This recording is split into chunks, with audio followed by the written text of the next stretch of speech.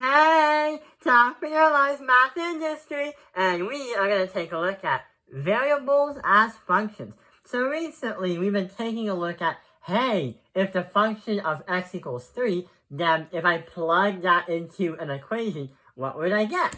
So we're going to do a problem, which is right over here, and try to solve it out. And the reason why this is an important one is because there are a lot of simple mistakes that many kids in their algebra class actually make.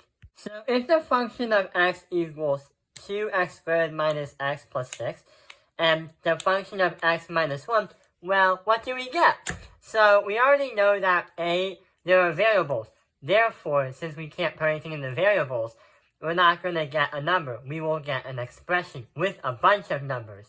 So what we can actually do is plug them into the equation. So 2 times x minus 1 squared minus x minus 1 in parentheses plus 6. So that's what many kids might want to write. But there is one little issue about that. When you say x minus 1 squared, if you try to square it out, you'll be able to get two things, say x squared minus x squared plus 1, but that's actually incorrect because you have two things in the parentheses, not just one. What you have to do is kind of expand a little bit. So 2 parentheses x minus 1, multiply that by x minus 1. And because of order of operations, we have to multiply these two exponents. But hang on, what do we call that?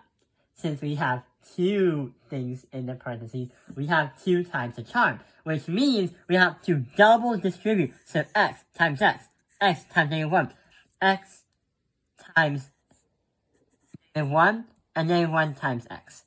And then when we do that, we'll be able to get x times x is x squared. Negative x right here, negative 1x, minus 1x again, and negative 1 times negative 1 is going to be positive 1. So that is what we just did. When we do that, we still have that 2 right there, because that 2 is right in front of the x squared originally. So we have to do here, here, and here, and here. Well, hang on. Before we do that, we have to combine like terms. So x squared minus 2x plus 1. And then we have to distribute everything by 2.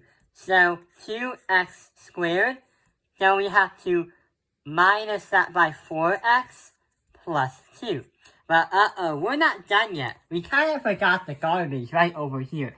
Negative x minus 1 plus 6. So we have to minus that by x minus 1 plus 6.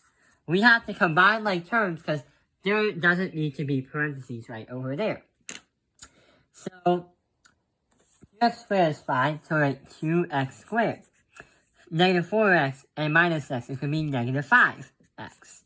And 2 minus 1 plus 6.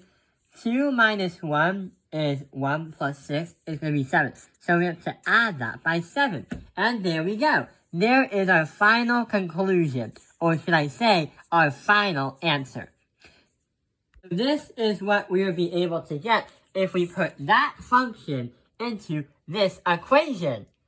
I hope this video has helped you understand variables as functions.